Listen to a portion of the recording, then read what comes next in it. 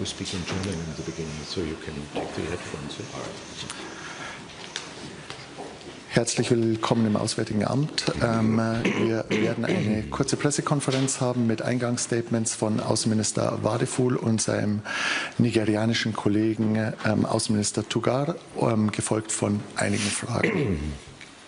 Dear Yusuf, it's a great pleasure to have you once again here. You are the former ambassador of your country to Berlin, so this is your home city in a way. Welcome back. Meine sehr verehrten Damen und Herren, Europa und Afrika trennen gerade einmal 14 Kilometer in einer Welt, die immer stärker zusammenwächst und in einer Weltordnung, die zugleich immer stärker ausdifferenziert. Da brauchen wir einander. Nur so können wir die großen globalen Herausforderungen miteinander anpacken. In dieser Welt im Wandel, die ich gerade beschrieben habe, ist Nigeria für Deutschland ein Schlüsselpartner. Und nicht nur das. Nigeria ist ein echtes Schwergewicht, wirtschaftlich wie politisch, mit einer Führungsrolle weit über Westafrika hinaus. Nur 3 Tage, nachdem Nigeria am 1. Oktober 1960 die eigene Unabhängigkeit errungen hatte, hat Deutschland eine Botschaft eröffnet. In diesem Herbst feiern wir 65 Jahre diplomatische Beziehungen. Herzlichen Glückwunsch, lieber Yusuf. Wir wollen unsere Beziehungen vertiefen. Dafür haben wir vor fast 15 Jahren die sogenannte binationale Kommission etabliert. Das ist unser gemeinsames Format, um die Themen zu diskutieren, mit denen wir unsere Partnerschaft und Zukunft ausgestalten wollen. Ich denke dabei zunächst an unsere Wirtschaftskooperation und den Handel. Das Handelsvolumen ist zwischen unseren Ländern im vergangenen Jahr noch einmal kräftig gewachsen. Und dennoch ist unser Potenzial längst noch nicht ausgeschöpft. Deswegen ist es gut, dass Nigeria und Deutschland heute eine Reihe von Wirtschaftsabkommen unterzeichnen werden, von der Rohstofferschließung bis hin zur Pharmaindustrie und zur Erfassung biometrischer Daten. Davon werden auch Wachstumsimpulse ausgehen. Unser Ziel ist es, dass noch mehr deutsche Unternehmen in Nigeria ansässig werden. Auch wenn bereits fast 100 deutsche Unternehmen dort tätig sind, das ist ein guter Startpunkt. Ich kann deutsche Unternehmen deshalb nur ermutigen, den ersten Schritt nach Nigeria zu tun. Wir suchen weltweit auch Partner für Energie- und Rohstoffkooperation. In der deutsch-nigerianischen Energiepartnerschaft haben wir bereits wichtige erste Schritte hin zu einer engeren Zusammenarbeit unternommen. So etwa beim Ausbau des nigerianischen Stromnetzes. Und daher ist es uns ein Anliegen, diese Partnerschaft auch fortzusetzen. Gemeinsam haben wir beschlossen, uns künftig neben Energie auch bei Klimathemen eng auszutauschen. Nigeria hat sich zum Ziel gesetzt, seine Energieversorgung zu diversifizieren und die Nettoemissionen bis 2060 auf 0 zu reduzieren. Bei der Umsetzung dieses Energiewendeplans unterstützen wir Nigeria bereits heute. Und auch Sicherheit ist ein Thema, das wir heute intensiv besprochen haben. Nigeria grenzt im Norden unmittelbar an den Sahel.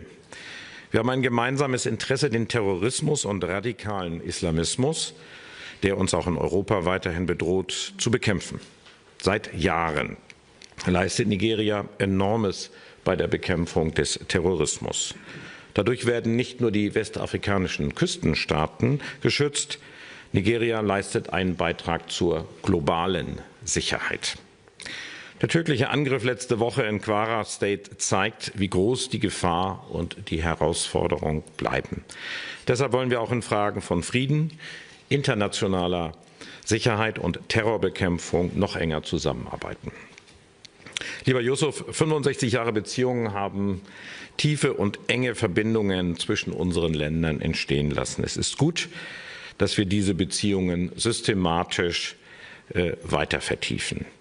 Dass die binationale Kommission nun schon zum 5. Mal seit ihrer Gründung tagt und Fachleute aus Deutschland und Nigeria zusammenbringt, zeigt, dass sich etwas tut.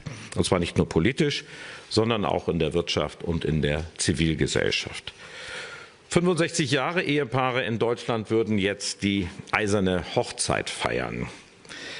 Wobei ich finde, dass der englische Begriff Blue Sapphire Hochzeit weit treffender beschreibt, welchen Reichtum uns diese Beziehung gegenseitig bringen und welches Potenzial unsere Beziehungen haben. Es ist gut, dass du heute hier in Berlin bist, damit wir die binationale Kommission gemeinsam leiten. Herzlichen Dank.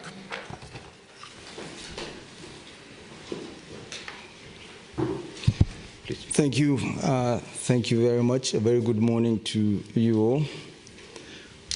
Thank you, Johann, for the warm reception you've given me and my delegation this lovely, nice and crispy Berlin morning.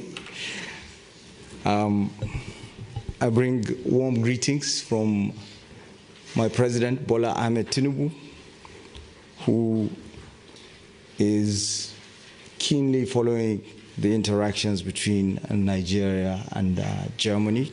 We have come for this all-important binational commission, and already we've signed one agreement, which is to do with allowing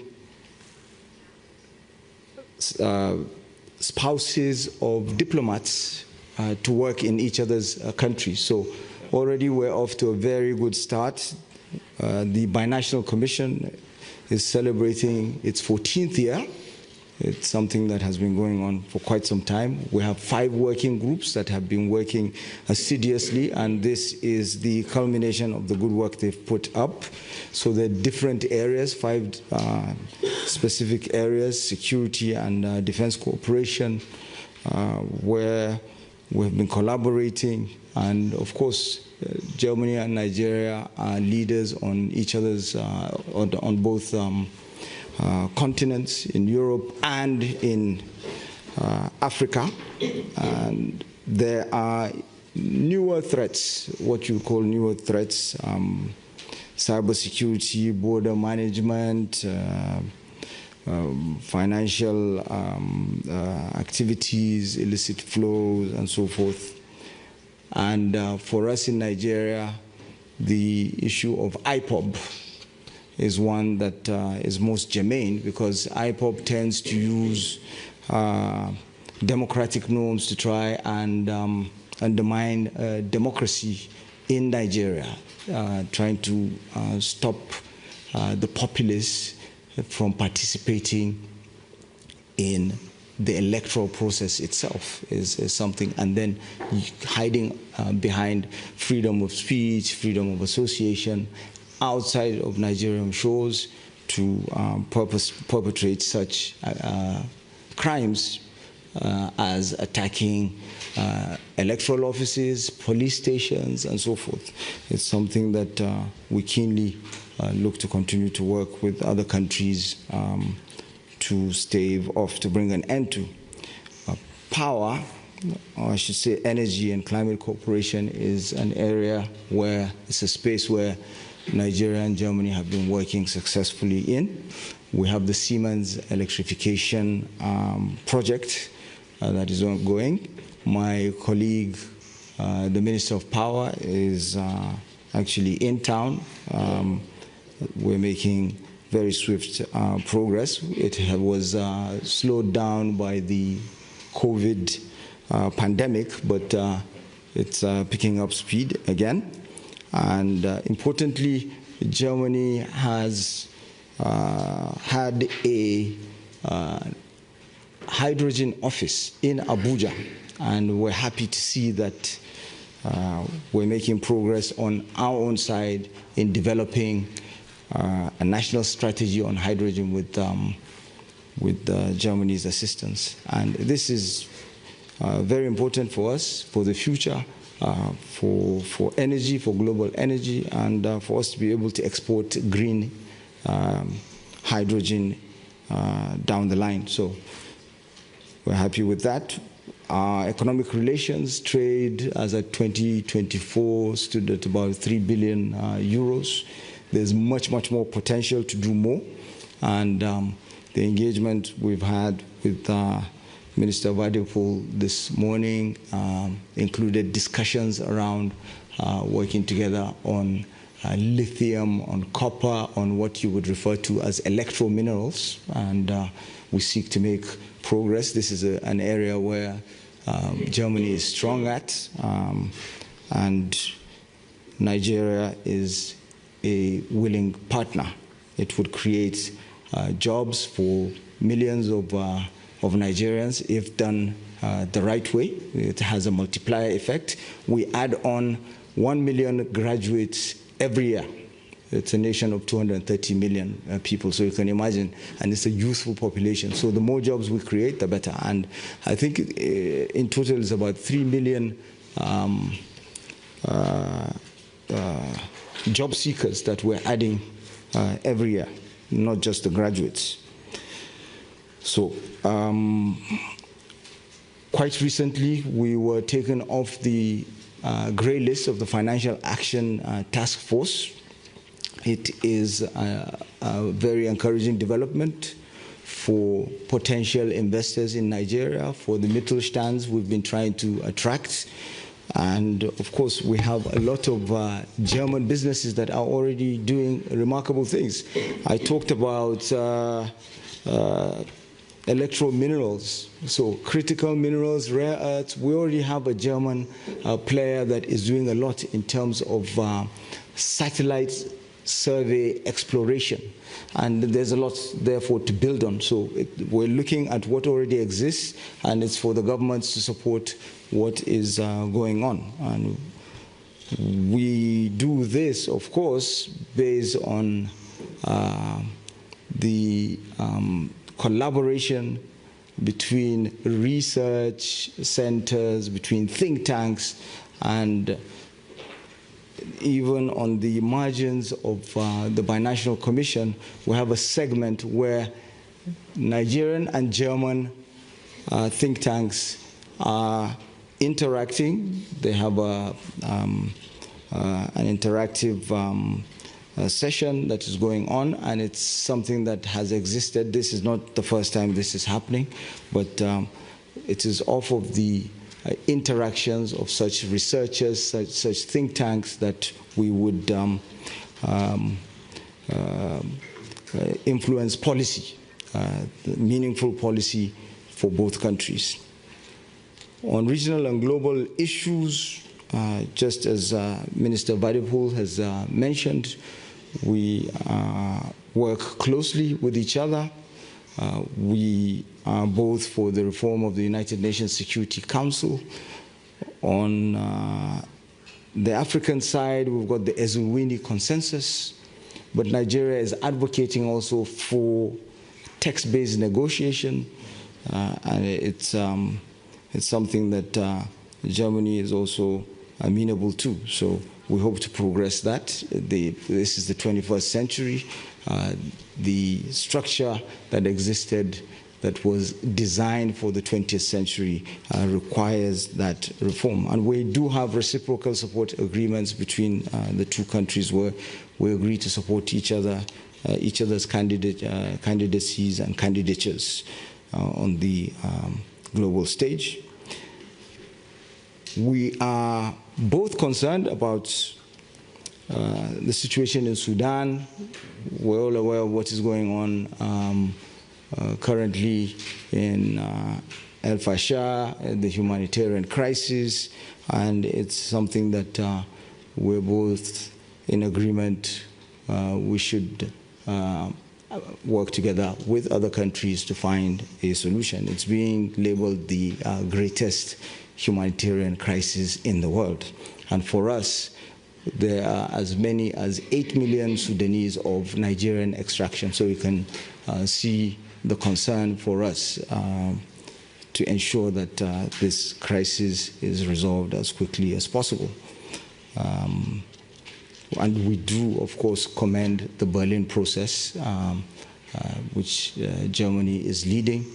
We feel that this is one of the viable solutions to ending this crisis.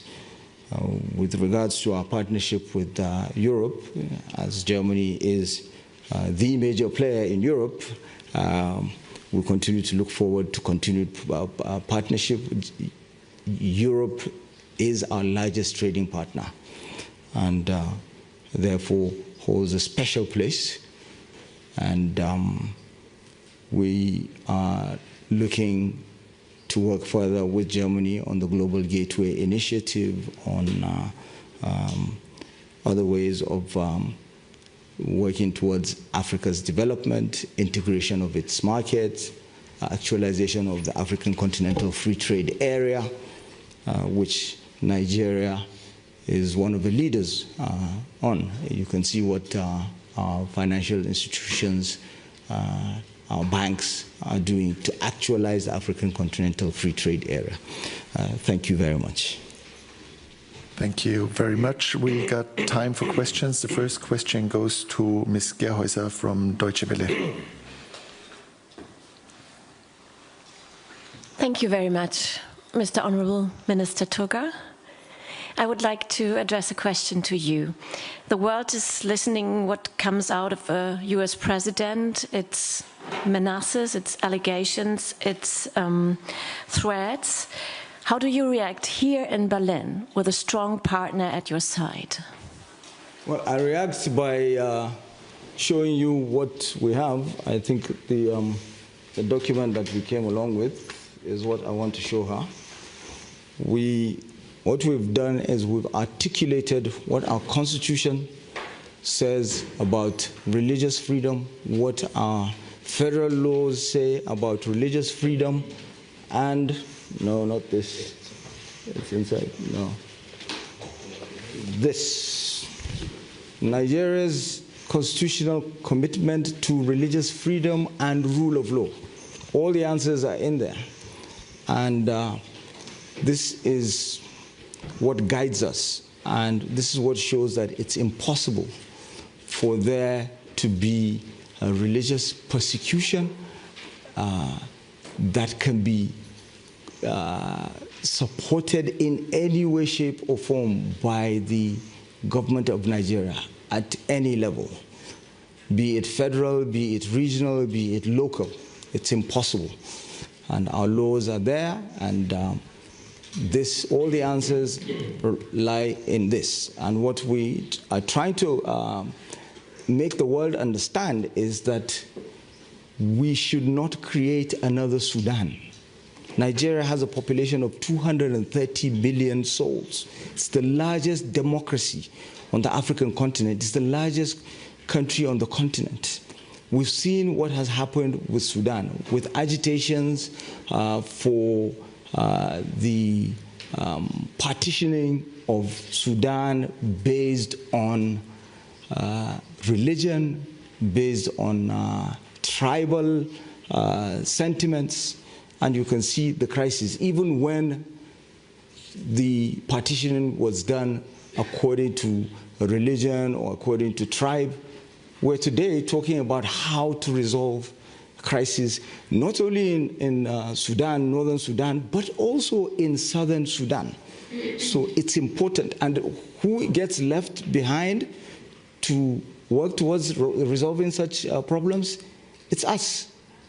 It's the African countries. It's countries like Nigeria that is a member of the African Union's Peace and Security Council. So this is what I have to say. I will share this copy with you. Thank you very much. Dankeschön. Die zweite Frage stellt Jörg Blank von der dpa. Ja, guten Tag. Herr Außenminister, erlauben Sie bitte eine Frage zu einem Thema, das viele Leute in Deutschland interessiert. Gestern Abend hat sich der Kanzler zur Syrienpolitik, der Asylpolitik geäußert. Es entsteht der Eindruck, als wenn der Kanzler Ihre Asylpolitik zu Syrien korrigiert hat. Sieht so Außenpolitik aus einem Guss aus? Und haben Sie noch den Rückhalt des Kanzlers? Und wenn Sie erlauben, in Ihrer Israel-Reise haben Sie gesagt, Sie werden die Reisehinweise zu Israel entschärfen. Wird das diese Woche noch passieren? Besten Dank. Ja, ich beginne mit dem zweiten. Das wird geschehen. Ich hatte ja schon in der Tat in Israel selber nach dem Gespräch mit dem Kollegen Gideon Saar gesagt, dass ich mir diese Thematik noch einmal anschauen möchte. Das haben wir gemeinsam mit den Fachleuten hier gemacht. Wir haben ein gutes Bild von der Lage vor Ort und wir sehen die Situation hat sich spürbar stabilisiert. Mein Vertrauen in den Friedensprozess ist insgesamt gewachsen, sodass ich zu der Einschätzung gekommen bin, dass wir unsere Einschätzung zur Sicherheitslage in Israel nun in der Tat anpassen können und dass wir die bislang geltende Teilreisewarnung nun aufheben. Damit leisten wir auch einen Beitrag dazu, dass der Austausch zwischen Israel und Deutschland wieder mehr wird, besser wird. Dem israelischen Kollegen war es ja insbesondere auch darum zu tun, zwischen jungen Menschen den Austausch wieder zu beleben. Und ich denke, das sollte auch geschehen. Alle Einzelheiten finden Sie bei uns entsprechend auch online in allen Services. Syrien. Also wir haben ja insgesamt das Ziel, die Zahl der Rückführungen für die Bundesrepublik Deutschland zu erhöhen und deswegen, und das ist ja unstreitig, auch Rückführungen nach Syrien durchzuführen. Ich beteilige mich aktiv daran, genauso schon wie bei Afghanistan. Wir machen das vorrangig mit Straftätern und Gefährdern. Das ist bis jetzt bei Syrien noch nicht gelungen. Aber daran arbeiten wir und das war auch eins meiner Themen in den Gesprächen, die ich in Syrien mit dem Präsidenten und dem Außenminister und dem Premier geführt habe. Das geschieht unter Federführung der Innenbehörden und da schaut man sich immer die Gegebenheiten vor Ort an. Aber das Auswärtige Amt und der Außenminister unterstützt das konstruktiv. Da gibt es überhaupt keine Differenz. Das haben wir ja am Wochenende schon gesagt. Das bleibt auch heute so. Das heißt, diese Rückführung einer aber auch überschaubaren Zahl von Personen, die jetzt vorrangig abzuschieben sind, die wird betrieben. Und ich denke, dass sie auch recht bald erfolgreich werden kann. Darüber hinaus arbeiten wir daran mit Hochdruck, dass eine größere Zahl von Syrerinnen und Syrern auch zurückkehrt. Und darüber habe ich in einem völlig verwüsteten Stadtteil gesprochen. Ich habe über Rückkehr gesprochen und dabei bleibe ich auch. Das ist nämlich die freiwillige Rückkehr von Syrerinnen und Syrern. Diese werden benötigt. Und genau das hat der Bundeskanzler gestern gesagt. Die Syrer sollen freiwillig ermutigt werden. Es soll ihnen ermöglicht werden, zurückzukehren, damit sie ihr Land wieder aufbauen. Und insofern haben wir das vollständig gleiche Verständnis da. Wir brauchen dafür eine engere Zusammenarbeit. Sie haben miterlebt, dass wir vereinbart haben in Damaskus, dass wir jetzt den deutsch-syrischen Wirtschaftsrat einberufen. Das heißt, der syrische Kollege kommt hierher. Wir beide werden das leiten.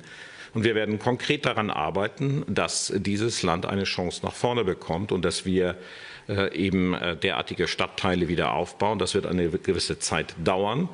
Das ist auch nur ein Ausschnitt. Damaskus ist nicht die am stärksten zerstörte Stadt in Syrien, sondern das ist wahrscheinlich Aleppo, wo Iraner, Russen und das Assad-Regime gemeinsam das Land bombardiert haben und zum Teil in eine apokalyptische Situation verwandelt haben. Und das besteht fort. Und solange das so der Fall ist, wird es schwer sein, dort wieder ein, wie ich es ja auch vor Ort gesagt habe, menschenwürdiges Leben zu ermöglichen. Aber natürlich müssen die Syrerinnen und Syrer selber ihr Land aufbauen. Sie brauchen dabei nur naturgemäß unsere Hilfe. Und das ist genau das, woran ich arbeite. Das heißt, parallel die Rückführung von Menschen zu betreiben, die hier kein Bleiberecht mehr haben, die es insbesondere dadurch verwirkt haben, dass sie Straftaten begangen haben und dass sie als Gefährder einzustufen sind. Das ist die eine Seite der Medaille. Daran beteiligt sich das Auswärtige Amt konstruktiv. Und auf der anderen Seite daran zu arbeiten, mit Syrien partnerschaftlich daran zu arbeiten, dass die Menschen selber die Chance haben, ihr Land wieder aufzubauen. Das ist der Weg nach vorne. Und das ist nicht eine Frage, die man sozusagen digital im 0- oder 1-Modus beantworten kann, sondern das sind Prozesse. Je schneller es geht, desto besser. Und daran ergänzen wir uns gegenseitig und daran arbeiten wir gemeinsam. Die nächste Frage stellt Sina Schweikle von der Süddeutschen Zeitung. Dankeschön. Good morning. Daran anschließend, Herr Wadephul, noch eine Frage. Und zwar, werden und müssen Sie heute in der Bundestagsfraktion Ihre Aussagen zu Syrien korrigieren und erklären? Und haben Sie das Gefühl, dass Sie Ihre größten Gegner in der eigenen Fraktion haben? Dankeschön. Na, ich würde es selbstverständlich erklären und das ist ganz normal. Fraktionssitzungen dienen dazu, dass wir Gespräche führen, dass wir Diskussionen durchführen. Ich komme ja nun aus Syrien, ich habe das vor Ort gesehen. Und ich kenne diese Region, glaube ich, von allen Außenpolitikern, sage ich in aller Bescheidenheit, mit am besten, weil ich seit 15 Jahren Außenpolitik betreibe und mich auf diesen gesamten Raum lange konzentriert habe. Und für mich war Syrien jetzt der erste Besuch, das wissen Sie auch. Und es ist natürlich jetzt eine wirklich schwierige Situation in dem Land selber. Aber als Außenminister habe ich natürlich auch eine kommunikative Aufgabe, auch innerhalb der eigenen Fraktion, zu erklären, zu welchen Erkenntnissen ich gekommen bin. Ich bin auch übrigens, um das zu sagen, nicht so schnell zu schockieren, weil ich einer der Ersten gewesen bin, der im Norden des Irak die Lager besucht hat der Kurdinnen oder der Jesidinnen, die vergewaltigt worden sind, deren Männer vor ihren Augen abgeschlachtet worden sind. Ich kenne also menschliche Schicksale und schockierende Szenen. Und dennoch ist es so, dass wenn man so etwas sich anschaut wie in Damaskus, es beeindruckt einen nach wie vor. Und wenn man dabei in Rechnung stellt, wie ich es gerade eben gesagt habe, dass es in anderen Städten, man kann Aleppo nehmen, man kann Homs nehmen, mindestens genauso aussieht, dann hat man ein Gefühl dafür, wie es dort vor Ort aussieht. Und das müssen wir miteinander besprechen, weil das legitime Interesse natürlich auch ist, dass Deutschland, welches sich als ein sehr gastfreundliches Land erwiesen hat für viele Syrerinnen und Syrer, auch darauf setzen kann, dass die Menschen, die hier Aufnahme fanden, für die die deutschen Steuerzahlerinnen und Steuerzahler aufgekommen sind, dass diese dann, wenn es möglich ist und wenn sie hier keine Beschäftigung und keine Bleibe gefunden haben, dass sie dann auch bereit sind, zurückzukehren. Das ist völlig normal und dass wir das ermöglichen und andererseits natürlich auch sagen, wenn das nicht freiwillig geschieht, dann gibt es auch natürlich die Möglichkeit, das staatlicherseits zu veranlassen. Das ist vollkommen klar und steht außer Frage. Aber nochmal, das ist ein Prozess, an dem arbeiten wir gemeinsam und der muss sich eben auch an der Lage vor Ort orientieren. Auf nicht mehr und nicht weniger habe ich aufmerksam gemacht. And we got time for a final question by Mr. Bachmann from DTS Newswire. Yeah, Mr. Tuggar, you have talked about the security situation in Nigeria with Mr. Wadephul, and do you hope that Germany becomes even more involved in that issue, and were there specific contributions from Germany towards that? Thank you. What we have always advocated for is for our partners outside of Africa to key into organically developed frameworks for tackling these challenges, security challenges and other challenges.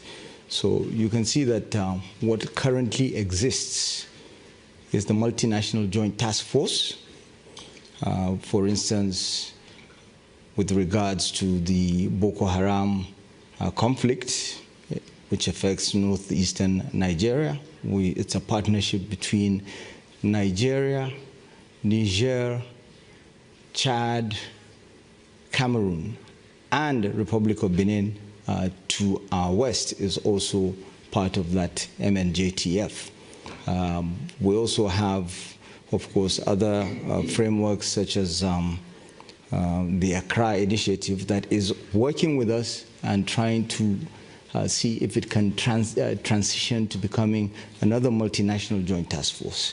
You can see also the successes of ECOMOG in the past, where ECOWAS, led by Nigeria, I might add, was able to tackle successfully the challenges that Sierra Leone and Liberia had in the past, and even some of the challenges that Côte d'Ivoire had.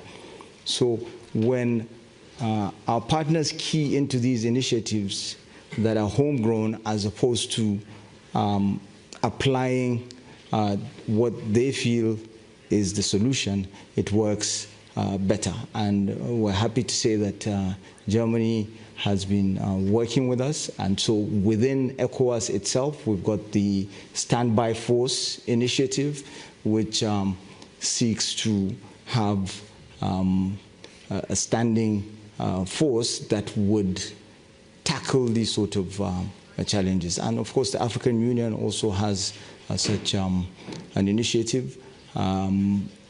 Nigeria recently signed an agreement with the African Union for the sea lift, so that Nigeria would be the country that deploys its equipment, its vessels, to move the standby force that has been created by the African Union for peacekeeping. And when it comes to peacekeeping, we have an impeccable record. Out of, I would say, about 60 or so peacekeeping missions that the UN has had since inception. I believe we've participated in as many as 51 or so. There you go. Thank you very much. Vielen Dank. Thank you.